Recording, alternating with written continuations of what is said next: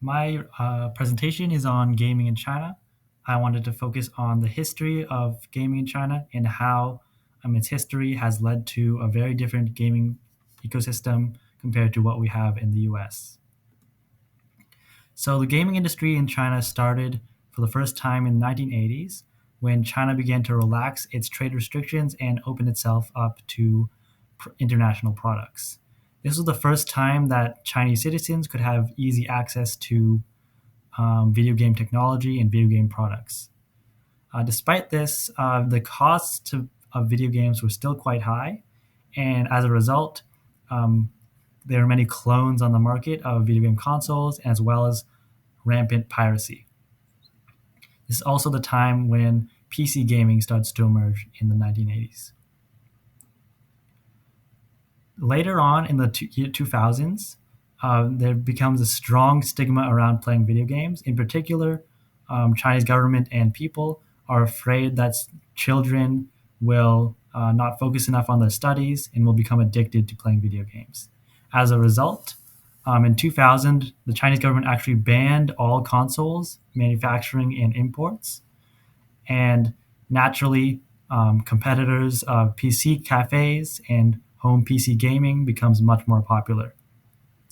This is also the era where Tencent and other large billion-dollar companies become to dominate the market, and free-to-play games become the norm in China, partially because of the previous era of piracy, where um, Chinese consumers begin to expect free video games. Now, in the present, the console ban has been lifted, but the effects have already taken place. The gaming market is primarily mobile gaming with PC gaming. Mobile games in China are extremely dominant. The largest revenue game of all time is Honor of Kings, which is a mobile MOBA with over $18 billion of total revenue. And of course, famously, they have Genshin Impact, also developed in China, with $6.3 billion of revenue. There are over 700 million gamers in China, with about half of them being women. And the gaming ecosystem is thriving, even though the government continues to regulate children's gaming extremely heavily. Each week, minors are only allowed to game 3 hours, and this is strictly regulated digitally in all platforms. So, in the modern day, we can see that the Chinese games market varies quite a bit compared to the American market.